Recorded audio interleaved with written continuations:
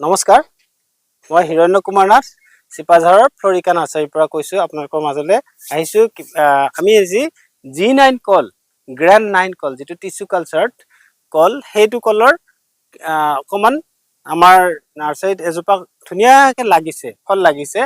এইটো তাৰ বিষয়ে অকমান ক'বলৈ লৈছো, যাতে আপোনালোকো উপকৃত হ'ব পাৰে। এইটো কল G9ৰ পুলি মই দেখুৱাই আছো। অকমান পিছতে আমি সৰু সৰু পুলি টিস্যু কালচাৰ পুলিবিলাক পোৱা যায়, যিবিলাক ইতিমধ্যে হাৰ্ডেনিং কৰি ৰুব পৰা পৰ্যায় পাইছেগৈ। এতিয়া এই পুলিটো ৰুই দিয়াৰ পৰা প্ৰায় 1.5 বছৰ পিছত সম্পূৰ্ণ এজোপা কলৰ কল হৈ ফল লাগিছে। এইটো ইয়াৰ বয়স এতিয়া 1.5 বছৰ হৈছে, গতিকে 1.5 বছৰত আমি ইয়াৰ ফল পাইছো। এই কল থোকটো এতিয়া সম্পূৰ্ণ পূৰ্ণ পৰ্যায় পোৱা নাইগৈ। ইয়াৰ এতিয়ালৈকে বৰ্তমান 70-80 কল দেখা গৈছে, দৃশ্যমান হৈছে, আৰু হয়তো অকমান ওলাব। যি নহওক 17-18 ইমানেই হয় বাৰু। আগতেও আমি পাইছো। এজন মানুহে এইটো কল দাঙিব নোৱাৰে, ইমানেই ডাঙৰ। আৰু এই কলবিলাক দীঘল হৈ মোটামুটি 1 ফুট মান দীঘল হ'বগৈ একোটা কল। আৰু ইয়াৰ কি লাভ কি হৈছে যে টিস্যু কালচাৰ কলৰ এটা বৈশিষ্ট্য আছে যে ইয়াৰ প্ৰত্যেকজোপা কলে একে নিচিনা হয়, বেমাৰ নাথাকে ইয়াৰ বেছিকে মানে প্ৰায় বেমাৰ নহয়েই। আৰু প্ৰত্যেকটো থোকো একে নিচিনা হয় কলটোৰ। গতিকে আপোনালোকে খেতিটো কৰিব খুজিলে এইটোৰ টিস্যু কালচাৰ পুলি নি পেলাই কৰিব পাৰে। এইটোৰ পুলিবিলাক পলিথিন পেকেটত থাকিব। পলিথিন পেকেটত ধৰক 1 ফুট বা 10 ইঞ্চি বা 8 ইঞ্চি জোখৰ পুলি থাকিব। সেই পুলিবিলাক আপুনি 2 ফুট পূৰণ 2 ফুট পূৰণ 2 ফুট চাইজত, অৰ্থাৎ বহল পুতল আৰু দটো 2 ফুট ৰ'দ খাই ঠাইত ৰুব, পানী জমা নোহোৱা ঠাইত। আৰু ৰুই পেলাই ৰুওঁতে আপুনি সেই মাটিখিনিৰ আধা পৰিমাণৰ গোবৰ বা পচন সাৰ বা কেঁচু সাৰ মিহলাব, আৰু লগতে তাতে ফুৰাদন নাইবা এইটো দিব পাৰে, SML 5 বুলি কয়, মালাথিয়ান ডাষ্ট 5%। এনেকুৱা গাঁতটোৰ ৰোৱা অংশত 2 চামুচ দিলে অন্ততঃ কেঁচু নহ'ব, উই নহ'ব, আৰু যিকোনো মাটিত জন্মা পোকবিলাকে আক্ৰমণ কৰিব নোৱাৰিব। লগতে আপুনি ইয়াৰ কাৰণে সাৰ প্ৰয়োগৰ ক্ষেত্ৰতো আছে।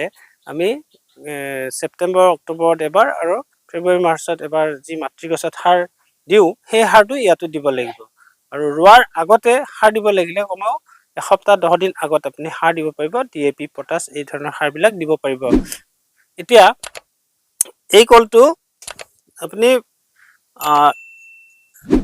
ৰোৱাৰ সঠিক সময়, যেনেকে আমি বাকীবিলাক গছ, ফল মূলৰ গছ যেনিবা এপ্ৰিল মাহৰ পৰা আগষ্ট মাহৰ ভিতৰত ৰুলে ভাল ৰিজাল্ট পায়। আগষ্ট নহয়, জুন জুলাইৰ ভিতৰত ৰুলে আটাইতকৈ ভাল। তথাপি আমাৰ বৰষুণ এতিয়া আগষ্টলৈকে হয়, গতিকে সেইখিনি সময়ৰ ভিতৰত যদি এই কলটো ৰুৱে আপুনি সঠিক, শীতকালত গছবিলাকৰ বাঢ়ন নাথাকে।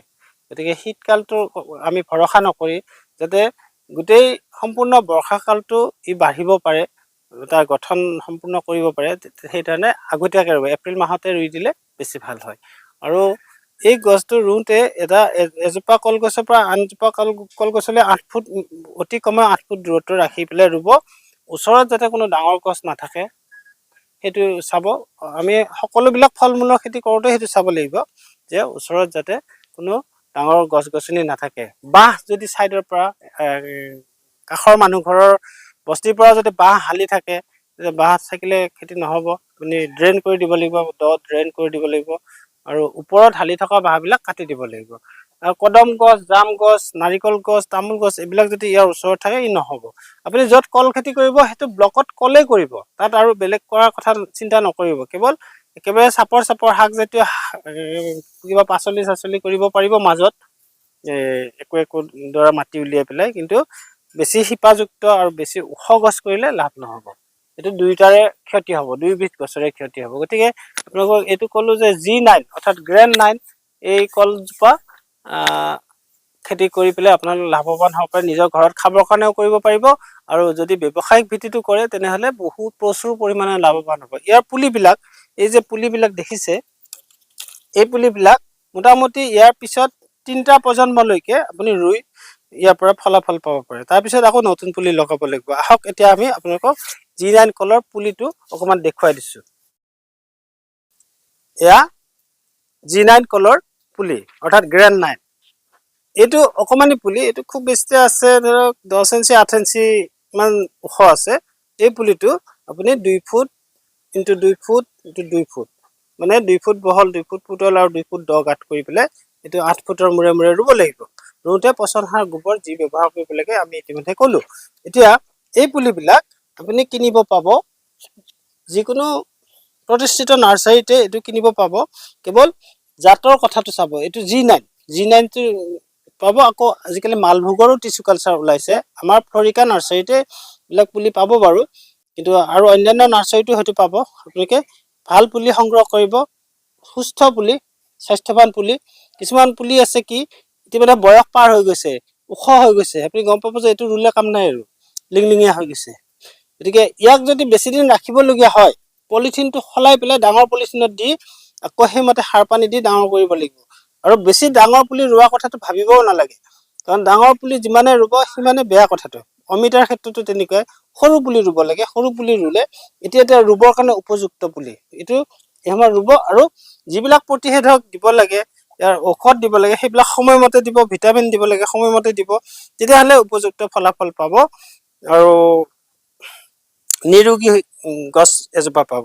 ইয়াৰ এনেই বেমাৰ ইয়াৰ বহুত কমে থাকে, তথাপি আমাৰ মাটিত ইয়াৰ কিছুমান বেমাৰ হ'ব পাৰে। গতিকে সেইবিলাক প্ৰতিৰোধ কৰিবৰ কাৰণে সময়মতে ঔষধবিলাক ব্যৱহাৰ কৰিব। বহুত বেছি ঔষধো নালাগে, সামান্য কেইবিধমান ঔষধ লাগিব, সেইখিনি দিব, তেতিয়াহ'লে আপুনি ইয়াৰ পৰা আশা কৰা মতে ফল পাব।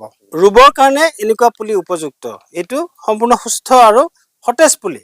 এই পুলিটো ৰুলে আপোনাৰ ইয়াৰ পৰা উপযুক্ত সময়ত, মানে ধৰক 18 মাহ পিছত আপুনি কল কাটিব পাৰিব, কলৰ থোক কাটিব পাৰিব।